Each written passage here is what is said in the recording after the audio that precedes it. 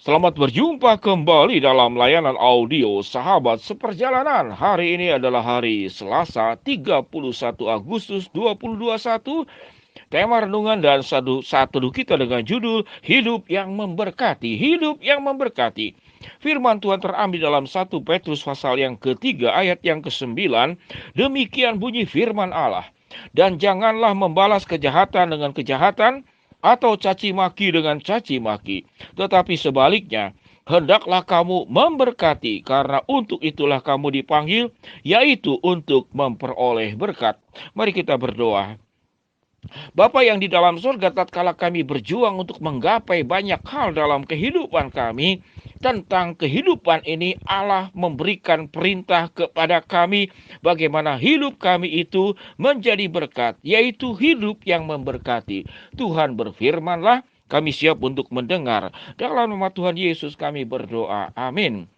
Shalom sahabat seperjalanan yang dikasihi Tuhan. Sewaktu kita meneliti dengan baik-baik ayat firman Tuhan dalam 1 Petrus ayat pasal 3 ayat ke-9, maka kita baru disadarkan. Pemahaman kita tentang memberkati adalah kita diberkati dulu baru bisa memberkati.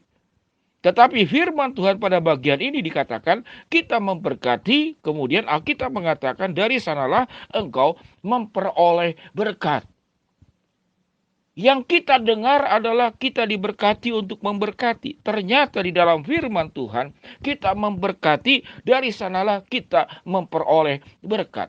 Sahabat seperjalanan yang dikasihi Tuhan, kalau kita tidak baik-baik menelaah firman Tuhan dengan teliti, maka kita seringkali salah urutan. Sahabat seperjalanan yang dikasihi Tuhan, ada orang berkata, itu kalau memberkati itu hanya untuk kalangan-kalangan tertentu saja. Siapa yang bisa memberkati? Yaitu orang kaya baru bisa memberkati. Siapa yang bisa memberkati? Yaitu orang yang punya pengaruh yang terkenal baru bisa memberkati. Siapa itu yang memberkati? Mereka yang punya pesona, karunia-karunia tertentu yang dimiliki. Mungkin fasih lidah, mungkin dia penyanyi, dia punya banyak keahlian, baru bisa memberkati. Saya ini siapa Tuhan? Saya cuma sebutir pasir di laut. Saya hanya bulu ayam. Ada yang mengatakan seperti demikian. Dia hanya bulu ayam yang kemudian menjadi pembersih. Kalau orang Sunda bilang hamoceng namanya. Itu pembersih. Saya hanya bisa mengerjakan yang kecil-kecil, tidak punya dampak apa-apa. Apakah benar seperti demikian? Sahabat seperjalanan yang dikasihi Tuhan, siapa orang yang memberikan persembahan yang begitu spektakuler?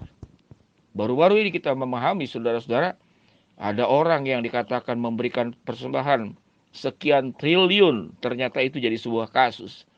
Tetapi orang yang hebat yang memberikan persembahan bukanlah orang kaya, tetapi janda miskin yang memberikan 2 peser.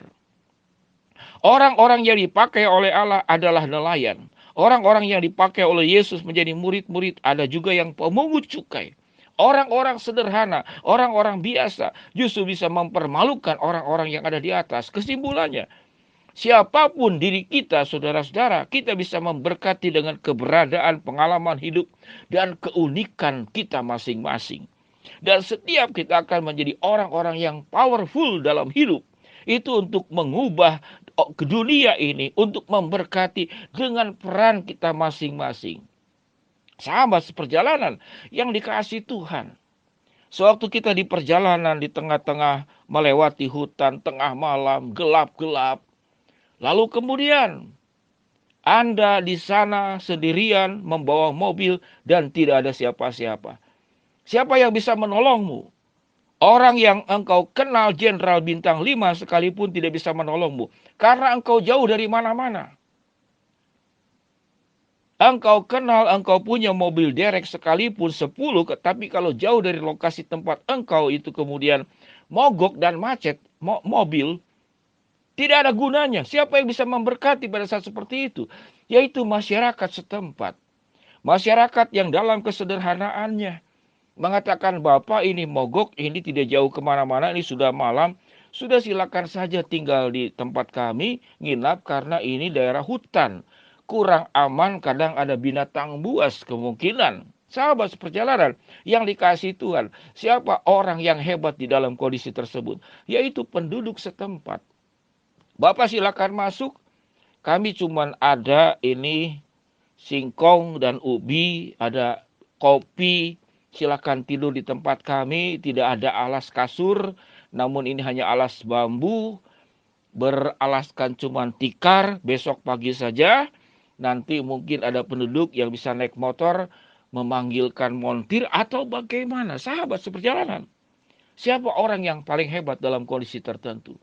Kita bisa dipanggil oleh Allah untuk memberkati. Bagaimana cara memberkati? Yang pertama, cara memberkati yang pertama adalah kita harus selesai dengan diri sendiri. Kalau kita punya persoalan-persoalan karakter yang buruk dengan diri sendiri, kita ngomong orang tersakiti, kita bicara orang jadi bertengkar, maka cara memberkati yang pertama untuk orang-orang bermasalah yaitu engkau diam. Jadi cara memberkati yang pertama itu diam. Kenapa diam? Untuk orang-orang troublemaker yang punya persoalan, yang kemana-mana menjadi masalah. Sewaktu engkau diam, engkau tidak berbuat apa-apa, engkau jangan jalan kemana-mana, jangan bicara dengan orang, jangan menatap orang lain, jangan terlihat badanmu, sebab setiap kali engkau berjalan kemanapun engkau tidak berbicara, engkau tidak berbuat apa-apa, orang melihat engkau sakit hati, orang melihat engkau tersandung. Mengapa? Karena kehidupanmu tidak beres. Jadi cara memberkati yang pertama adalah engkau harus selesai dengan urusan dirimu sendiri. Jadi yang pertama, engkau harus memberkati dirimu sendiri menjadi orang yang baik. Yang kedua cara memberkati, engkau berbagian setelah selesai dengan urusan dirimu sendiri dengan orang yang melakukan engkau turut serta. Sekalipun engkau kecil, engkau berbagian. Engkau bisa berkunjung orang yang suka besuk, ikut saja di sana. Maka engkau sedang memberkati. Yang ketiga adalah engkau memberkati dalam sebuah perkara-perkara yang mungkin orang lain tidak lakukan. Engkau orang yang perintis, engkau orang yang pionir, engkau orang yang pratama. Pratama itu adalah melebihi dari yang pertama. Yang merintis bagaimana memberkati mungkin suku-suku yang terasingkan, orang-orang terpinggirkan, yang ada di gunung-gunung, ada di sudut-sudut dunia. Lalu engkau pergi ke sana yang dalam kondisi bahaya. Namun itu perkara yang sangat luar biasa. Hanya orang-orang tertentu dengan panggilan Tuhan yang khusus bisa mengerjakan hal-hal tersebut. Ada orang-orang dengan panggilan menolong anak-anak yang kena sakit kanker, yang usianya hanya 6 bulan kemudian dia akan meninggal. Dikumpulkan anak-anak ini. Ini seorang bapak kemudian yang menjadi bapak buat anak-anak yang terlantar, yang sakit kanker, kemudian dibahagiakan, diberikan sukacita, diberikan harapan. Sekalipun pada akhirnya anak-anak ini dalam beberapa bulan akan meninggal. Mungkin paling lama 1 tahun atau 2 tahun. Sahabat seperjalanan yang dikasihi Tuhan, Allah memanggil kita. Jangan menjadi kelompok yang berbuat kejahatan, yang suka mencaci maki. Maka orang yang suka berbuat kejahatan dan mencaci maki, Anda memberkati cukup dengan satu perkara, yaitu diam. Jangan bicara, jangan menatap, jangan jalan kemana-mana, jangan WhatsApp siapapun, jangan upload siapapun. Dengan engkau diam, engkau tidak terlihat siapa-siapa, engkau sudah memberkati. Dunia tenang tanpa dirimu. Kalau engkau punya persoalan, kalau engkau sudah selesai dengan dirimu sendiri, mengikuti orang yang sedang melakukan memberkati, berbagian perlahan-lahan, sehingga engkau bisa melakukan secara sama. Yang ketiga, ini orang-orang luar biasa. Menjadi perintis, menjadi pionir, menjadi orang yang pratama, melebihi dari yang pertama, melakukan perkara-perkara besar. Lakukan tahapan 1, 2, dan 3. Di mana posisimu?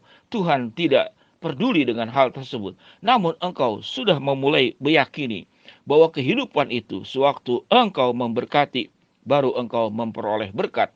Bukan setelah engkau memperoleh berkat, baru memberkati. Tidak demikian. Sahabat seperjalanan, mari kita berdoa. Bapa yang di dalam surga, ya Tuhan, hamba-Mu berdoa buat sahabat seperjalanan yang sedang sakit di rumah sakit ataupun di rumah. Tuhan jamah, Tuhan sembuhkan. Buat sahabat seperjalanan yang sedang menghadapi kendala masalah rintangan, Tuhan akan bukakan jalan. Buat sahabat seperjalanan yang sedang memohon dan berharap sesuatu kepada Engkau, Tuhan kabulkan sesuai dengan waktu dan rencana-Mu. Di dalam nama Tuhan Yesus kami berdoa. Amin.